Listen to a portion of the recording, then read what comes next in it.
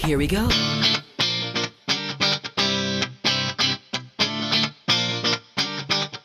Let me lift you up. We'll go right to the top. Let the sun come up. Together we can fly. All our hearts collide. Stay here by my side. I say we jump, we fly, we reach out to the sky. And it goes on and on and on and on and on. And we go on and on and on and on. And it goes on and on and on and on and on. And we go on and on and on and on. We're gonna fly high, be alive. Yeah. We're gonna fly high, be alive. We're gonna fly high, be alive.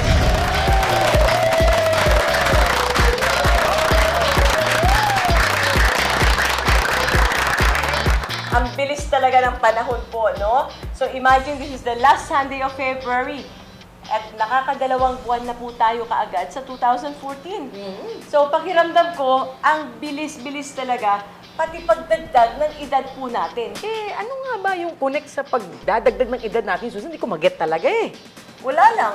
You know, yung iba kasi, sa atin na tumatanda, wala namang pinagkakatandaan. Samantalang si Denise, she's only 10 years old, no? But she is so full of wisdom and love. And speaking of heartwarming stories, ihanda nyo na po ang inyong mga tissue, no? Dahil ipapakilala po namin ang isang munting anghel na nangangalang Denise. Tunghayan ang kanyang matapang na pagkikipaglaban sa sakit na leukemia. Sa BTR na ito. Walang katulad ang kasiyahan na hatid sa mga magulang kapag sinisilang ang mga anak nila. Ang sarap ng pakiramdam lalo na sa isang nanay na makita ang kanilang mga anak na masaya, tumatawa at naglalaro ang kanilang mga munting anghel. Kaya napakasakit lalo na sa isang ina na makitang may sakit ang kanyang anak. Lalo pa kung ang karamdaman ay matindi at maaring ikamatay ng anak. Ganyan marahil ang pakiramdam ng magulang ni Denise Luna, 10 years old, panganay sa 3 magkakapatid. Sa murang edad ay nagka-leukemia. Mula sa Nueva Ecija, nagpunta sila sa Maynila para ikwento ang kanilang karanasan sa Laminain. Bumaba po yung hemoglobin ko. Sinalinan po ako ng dugo. Wala naman po akong nararamdaman. Basta po nung pina-check up po ni mama nung pumunta po kami sa bayan, kailangan daw po akong salinan ng dugo sa Cabanatuan. Nung pagpunta po namin ng hospital, bumaba po ulit yung hemoglobin niya. From 55 po, nung mga gabi na, naging 37. So, sinalinan po siya agad-agad ng dugo. Tapos, 2 days after po, kinunan po siya ng bone marrow sample. Pagdating po namin sa hospital, nilaboratory po siya. May blast po. Sabi po ng doctor sa akin, bone marrow failure. So, kailangan po siyang i-bone marrow. After 1 week, nakita po namin yung result. Binigay yung result. Yung leukemia daw po. Masaya si Denise noon. Marami siyang nagagawa sa school at maging pagiging ate, pero lahat ito nahinto nang magkasakit siya. Si mama na lang po yung nag-aalaga noon po kasi nung hindi pa po ako naku-confine, ako po yung nag-aalaga kay Ading. Nasa abroad ang ama ni Denise bilang isang OFW. At bilang panganay, katuwang si Denise ng kanyang ina sa mga gawaing bahay noon. Kung tutuusin, halos walang pag-asa na tumagal pa ang buhay ni Denise dahil sa leukemia. Bibigyan na lang si Denise ng oral chemo para to prolong her life. Tsaka para hindi niya maranasan yung hirap pag sa IV. Kaya sabi ko po, kasi kung i-IV din siya, as in, inassure po niya talaga sa akin na walang survival rate. 0. Sabi ko, Lord, ako na lang. Kasi napakabata pa po niya eh. Parang hindi naman niya deserve yung ganon, yung hirap. Kahit ganun pa ang sitwasyon, hindi sumuko at di nawalan ng pag-asa ang pamilya ni Denise. Kinapitan nila ang Diyos. Hindi sila nabigo. Naging sagot ng may kapal sa dasal nila ang Laminain. Dumating po yung mga pastors doon ng JAL. sinabi po nila na try ko po yung Laminine. Total daw po, wala ring mawawala. Parang sinukuan na rin kami ng doctors. A day after na ma-discharge po si Denise sa PGH. Awa po ng Diyos, talagang napakalaki pong improvement kay Denise. Hindi lang po ako makakapagsabi. Kung nakita niyo po yung mga pictures niya before, sa mga kapitbahay po namin, sinasabi po talaga nila, ang taba po niya ngayon. Nag-gain po siya ng almost 9 kilos. Isang trahedya kung iisipin na mauna pang mamatay ang anak kaysa magulang, lalo pa kung nasa murang edad pa ito. Sa ngayon, patuloy na lumalaban si Denise sa kanyang sakit. Kung dati ay halos taningan na ang kanyang buhay, ngayon sa tulong ng may kapal at ng Laminine, ang kanyang buhay ay nadudugtungan at ang kanyang pangarap sa paglaki na paglilingkuran ang Diyos. Malaki ang tsansa na matupad ito dahil sa biyaya na bigay ng Diyos na Laminine. Gumaan po yung pakiramdam ko. Wish ko po paglaki ko, maging pastora po. Maglilingkod po sa Diyos.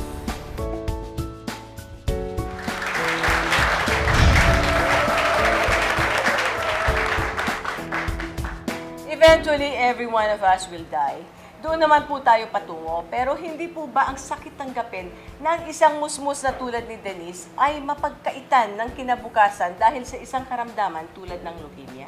Alam mo, Susan, ako bilang isang ina, talagang hirap na hirap ako kung pagka may sakit yung aking mga anak. Ay, talaga. Kung kaya ko lang akuhin yung sakit nila, gagawin ko. Pareho tayo. Ang Laminine po ay isang perpektong regalo mula sa taas at sana po ay maging instrumento tayo lahat para matulungan ang mga nangangailangan.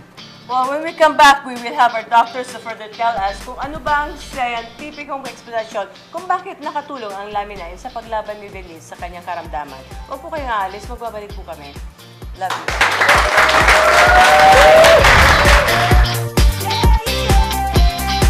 Be alive!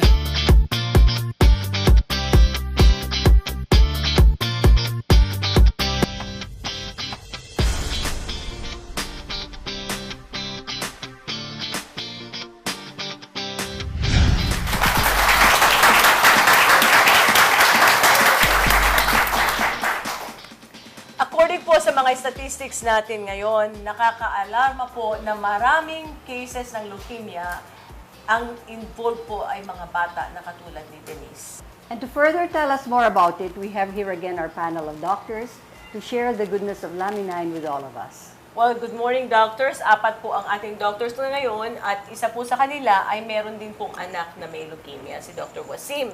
Dr. Mario, explain nga po sa ating mga televiewers itong leukemia. Bakit ang dami na ngayong bata na involved sa nagkakaroon ng sakit na ganito? Leukemia is the 7th cause of mortality in the Philippines already. And this is because of the lifestyle change. We're exposed to a lot of radiation, to a lot of toxins, free radicals that causes mutation in our particularly the bone marrow. And when that happens, when the bone marrow mutates, it becomes prone to leukemic changes. And the leukemic changes can manifest more particularly early on during childhood. But before anything else, I think we should ask our doctor, Dr. Rhea, what is leukemia? So, ang pinaka-common symptoms niyan, yung bleeding, tapos nagpapasa, and then prone siya sa mga infection. Kasi yung iba na discover na lang, sobrang terrible yung infection. Pag dinala sa hospital, pag kinuna ng dugo, nakita doon ang blood profile niya, hindi maganda. So, common talaga po yun sa children. Wow. So, ang leukemia basically, doctor, is a disease ng dugo. Yes, yes. So, sa bone marrow, production of the white, na-overwhelm niya. So, the red cell the white is overcrowding the other bloodline ng bone marrow. No? Yun yung AML si Denise, no? So, ngayon yung anak naman ni Dr. Wasim is ALL. ALL. Anong difference Anong mo, difference? Nung baby Dr. Arlie can tell us muna, the difference of ALL and AML. So, ibig sabihin nun, the white blood cells are not working properly kasi immature, hindi nga fully developed. So, madami sila pero non-functional. Kasi the basic function of the white blood cells is to protect the body. The basic function of the red blood cells is to deliver oxygen. The basic function of the platelet is to prevent bleeding inside the body sa mga microarteries. So, lahat yan may important role. Ngayon, pagka hindi na balanse yung kanilang growth and development, so I would like to hold on to the idea of balance. The body knows how to balance it. Yun ang homeostasis. Kaya lang, apparently in medicine, we are focusing more on the specific treatment of the problem. Kaya kunyari, bumagsak ang platelet, transfusion. Bumagsak ang red blood cells, transfusion them. And then we would like to prevent the proliferation or the increased production of the immature white blood cells. So chemotherapy yan, right? So that is medicine. However, to enhance the body's ability to build, maintain, repair itself, mukhang pinabayaan ng medicine yan kasi bahala ng pasyente doon sa kinakain niya, sa lifestyle niya. And that is where, in my opinion, the ingredients of laminine, which is the egg powder extract, comes in. Kasi researchers have noted that it will balance or support the homeostasis of the body, and therefore it is applicable and important to conditions such as this. Maybe Dr. Wasim can answer my question also because I'm sure being the mother of a child na is going through leukemia, no, ni-research nyo na lahat. Ano ba ang rate of survival? Ano ba ang gagastos? Can you tell us your experience with your daughter? Leukemia, it's a very tragic both for a parent and a mother. First is to see your child experiencing the pain. Pag nag-complain siya ng knee pain, bone pain, masakit for a mom. And yun nga, as I was discussing with Dr. Mario, minsan kasi nakakatakot to give paracetamol or to give pain relievers already. Because being in the medical profession then, we know that we are predisposing our kid to liver problem or kidney problem later on. So yung leukemia, the chance of survival depends on your compliance to the treatment, whether you can afford the cycles of chemotherapy. If it's not working anymore, they might as well suggest yung mga bone marrow transplant or stem cell, yung stem cell nun, which in my experience kasi, it has to be done outside pa. And then outside the Philippines, kasi we cannot really give proper procedure here. In my case kasi, I sought the advices and help of my friends, doctors from outside, even from Vellore, India. So, leukemia is very painful kasi yung experience ko is, yung nose bleeding is not just an ordinary nose bleeding. It's just like putting a faucet dun sa nose nung bata. Tapos, magdidrip na lang siya ng ganon. And then after that, para siyang lupaypay. Oh my God. And then, yung pagpapasa, parang bruising, parang even, dinadad ko lang sa joke, I call my daughter Dalmatian na lang. Kasi ang dami niyang pasa-pasa. Pero deep inside, parang I feel so helpless. I feel so useless. I'm not neglecting my daughter. I'm trying to get all resources in and out of the Philippines, all possible medicine, all possible supplements na ibibigay ko sa kanya just to keep her okay. But every now and then, nakikita ko siyang parang devastating. Bagsak ng bagsak yung, especially when she cries na, Mama, ayoko kita iwan. Kaya lang masakit. Pero, syempre, you have to move on. You have to do something. Yun nga, yung parang, you're there, but you cannot do anything. Tapos, yung supplements naman, ang dami nag-offer sa'yo. Parang it's just, for me, it's just like placebo. Labas lang ng labas. Parang walang effect. Wala siyang ano. Until such time that I was introduced to laminine. Yun, surprisingly, kahit skeptic ako, nagulat ako sa effect niya. Bumaba yung bruising niya.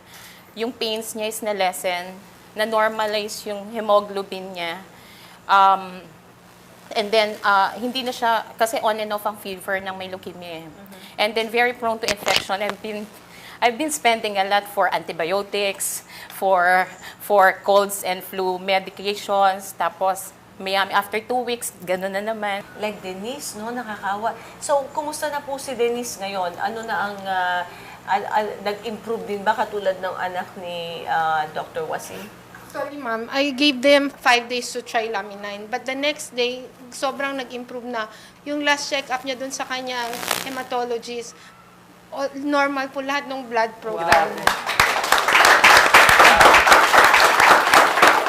Well, ma'am, to reiterate to the public, especially na andun tayo sa right position right now, it would really help even for pregnant mothers, working mothers, to at least go on the preventive aspect.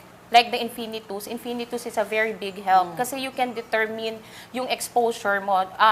During my time, I was so stressful. During my pregnancy, I was even polyhydramnios. And I have genetically positive both side for cancer.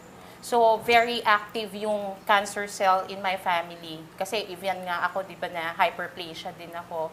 And Doctor, you're doing Infinitus sa office. Can you please invite the public, no? Please come to the office, 1104 Galleria Tower, EDSA Ortigas. We're there every 1 p.m. to 7 p.m. Pumila po kayo doon. Alam niyo po, lahat ng klaseng tao, lahat wala pong status, symbol, pwede po kayong pumunta doon. You consult us. Meron po kaming mga na-encounter, mga nanggagaling pa po sa ibang bansa. That's true. Mga iba po, doktor pa, nagpumipila rin for Infinitus. So, why not try it as soon as possible? At So, malalaman ninyo malalaman niyo po kung kumpleto paano kayo sa namin kayo vitamins. matutulungan para maiwasan magkasakit. At ang pinakamaganda dito, sa taga mga panood natin, libre ho ito. At bigay ho ito ng Forever Rich Philippines. Although we are subject to this leukemia, we all know that Laminine can take care of anything in your body, in our body, that needs to be restored or repaired.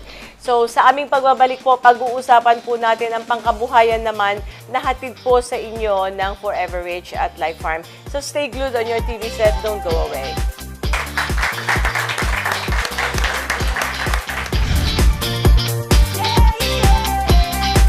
Be alive.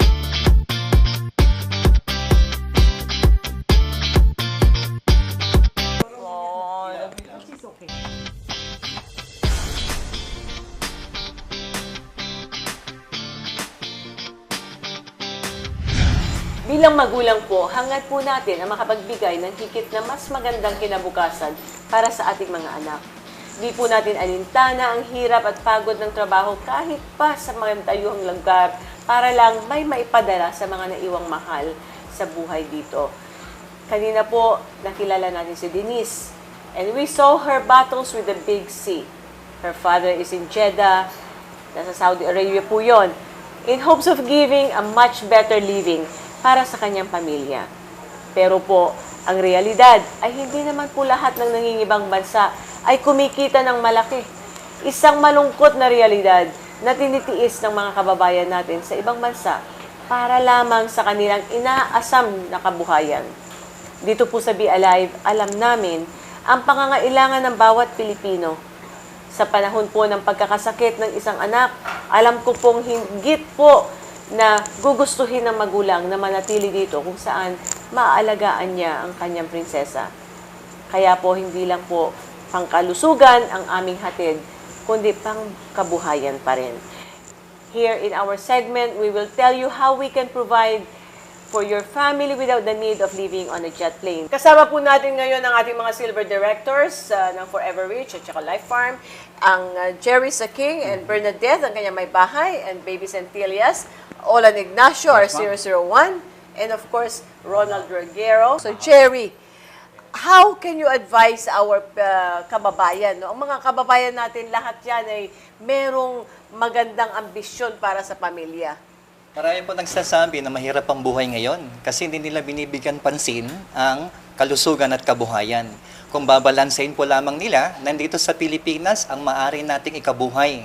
Ang amin pong ginagawa, hindi kami namimigay ng isda, tinuturuan naming mangisda ang ating mga kababayan upang matutunan nilang magnegosyo. Alam mo, Jerry, tuwing sasabihin nila, Ola, na negosyo, ang mga tao natatakot na para bang, naku, negosyo, wala naman akong kapital. Kapital ang sinasabi At ngayon. walang experience. Okay? So yung kapital, magkano ba ang kinakapital para sa negosyo? Maliit lang po, 6,000 plus. So, Bilang starter 6,000 lang. Opo. So parang... Sa isang negosyo na maliit na puhunan, maaari kayong kumita ng malaki. Gaano naman kabilis na mabawi ang puhunan na 6,000? Sa amin pong mag-asawa, ang ginawa namin, maliban sa ginamit namin yung produkto para mapatunayan naming maganda, shinare namin to sa aming mga kamag-anak. Okay. Sa kaibigan, kapitbahay, hanggang Warm sa bandang market. huli, sila rin mismo na ang nag-share ng magandang benefits ng produkto sa mga kababayan natin. Ayun. Ang talaga hong bumibenta, yung benefits ng produkto sa ating mga kababayan. So parang hindi ka nagnenegosyo, para kang nagtumutulong lang at Yes. nababayaran ka sa pagtulong. Yeah, gaya po ng sinasabi natin, mission first before commission. Ayun. Sa pagtulong natin sa ating mga kababayan, yung ating commission kung saan dumarating. We have been member for 1 year at nakita po namin na sa loob ng 6 na buwan, itong ating negosyo ay hindi lang nakatutulong sa kalusugan, pati po sa kabuhayan. Pero paano naibalik yung perang binawi mo para sa ginamit mong produkto? 2 araw lang po dahil yung Wow. 6,000, tatlong Very good. boxes. Oo. Yung isang box ginamit namin, yung 2 boxes binenta namin. Ayun. At mula po doon, nagkaroon kami ng makakilala at kaibigan na nagustuhan ng benefits ng produkto. At ikaw ang pinakamalakas ngayon na lagi ka nasa opisina Yes. kumuha ng produkto. Hindi lang ho starter kit, family pack. Wow, very good. So, ang iyong may bahay naman mukhang napaka-supportive. No? Siya ho ang unang nakinabang. Unang-una, nagpasalamat po ako dahil ang Laminine ay very effective. Ako po ay isang diabetic na tao na kami hereditary na ito sa amin. So, nung nakilala ko, natuklasan ko ang Laminine, naging user ako mismo. So, ito'y napakadali na i-share sa iba dahil ito ay meron akong katunayan. Nung tinake ko ito, mataas ang aking blood sugar. Nung panay na ang aking gamit, pinakita ko sa doktor, nagtaka siya, bakit bumaba ang sugar mo? So, buong akala niya dahil dun sa metformin. Pero nung matagal, sinabi ko sa kanya, hindi dahil sa Laminine. Nung sinabi ko sa Laminine, sabi ng doktor, sige, isa-search ko yan. Nung dumating ng araw, nakita na, malaki daw ang pagbabago. Sabi niya, alisin mo na ang metformin mo. I-take mo na. And I'm sure Jerry and Bernadette, I'm sure pagka meron tayong mga nanonood na taga-Caloocan, tutulungan nyo rin silang gayahin ang ginagawa ninyo. So tawagan nyo po at meron po kayong mga anghel sa Caloocan. Baby, salamat sa pagdala kay Jerry at Bernadette sa atin, no? Salamat. And of course, si Ronald nandito. Ito namang si Ronald, meron siyang olang ginagawa ngayon na para, tanungin mo naman siya. Si Ronaldo ay magandang naitutulong ngayon sa Laminine na kung saan yung technology gagamitin para lalo natin maabot ang kababayan natin sa Pilipinas. Ronald, our Silver Director. Yeah, thank you very much, Olan. Well, actually, I took the initiative of making an application, mobile application, for Laminine business. Napaganda nito dahil kung nasa malayong lugar yung mga ating mga gustong maabot, ay pwede lang nilang i-download yung kanilang itong apps na to para magamit nila at makita nila kung ano talaga ang Laminine. Maganda po yung Parang apps. PowerPoint siya, gano'n. Hindi lang po PowerPoint. Pwede bang makita? Actually, napakaganda po nito. Available po ito sa App Store, no? Okay. Sa Apple, kung naka-Apple kayo, i-search nyo lang ang FRPI, no? At saka sa Android market. So, pwede nyo i-search. So, libre lang po ito, walang bayad. Tapos, doon po sa apps, marami siyang features, no? So, nandito siya lahat. So, kumbaga, yung application na to, nandun na po lahat mula sa product profile ng Laminine, tapos yung business ng Laminine. So, ang ganda-ganda yan, Ronald, kasi pag halimbawa ako, may kausap ako sa jeep, o sa, pwede ko lang sabihin, ito, wala akong internet, mapapakita ko na sa kanya kaagad. Pwede po. Ang kailangan lang po, naka-connect siya sa internet. Kailangan naka-connect siya sa internet. Opo, kasi para real-time, yung application kasi, kinukuha niya, hinuhugot niya lahat mula sa mga website tsaka sa mga sites. Okay. Ang pinakamaganda nito, ma'am, na ilagay ko yung feature ng live streaming ng Be Alive. So, kahit na wala sila sa TV, kahit na wala kayo sa TV at meron kayong Wi-Fi, pwede nyo pong makapanood ang Be Alive using the live stream. Okay. Yes. No? Wow! So kahit na yung mga nasa abroad natin, mga prospects, lahat ng mga members natin, pwede nilang i-download ito. Libre at magagawa nila yung Laminine. Make sure na i-share mo yan sa ating mga members, no, at saka mga distributors natin. Opo, at sana po, paano sa apps? Pupunta sila sa apps at FRPI. FRPI lang po sa Apple Store, tsaka FRPI sa Google Android Store. Make sure lagay mo sa akin yan, ha? Yes, Kailangan ma'am. mo sa cellphone ko yan. Of Ma'am course. Susan, kaya napakaganda ho talaga ng ating ginagawa ngayon kasi meron tayong landing page, replicate website, kaya handang-handa tayo sa e-commerce business. Yes. Kaya ang sabi nga ni John Naisbitt, think global, act local.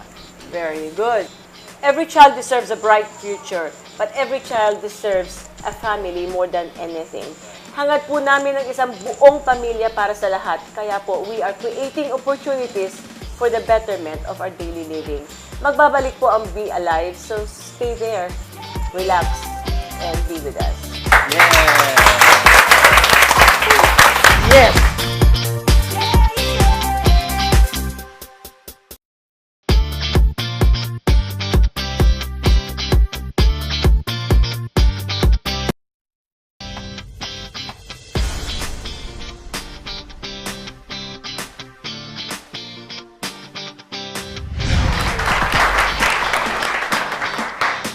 It's almost the end of another great episode. Isang episode na puno ng drama at pag-asa. All I can say is every child is a blessing from above. And as parent myself, I will be devastated na makitang naghihirap ang aking anak. We are living and working to make sure that they have the best of the world, and I can't imagine seeing my child weak and helpless dahil sa sakit. But good thing we have Laminine po because this gives us hope. Ang Laminine po ang humuhupa sa ating mga pangamba. Kaya naman po sa lahat ng tagapanood natin, ay huwag kayong magsawang subaybayan ang aming programa. Mahirap man ang buhay, wala po tayong dahilan para malungkot dahil tulad ng sabi ni Susan, sa bawat gising ay may bagong blessing. Always be happy and be alive!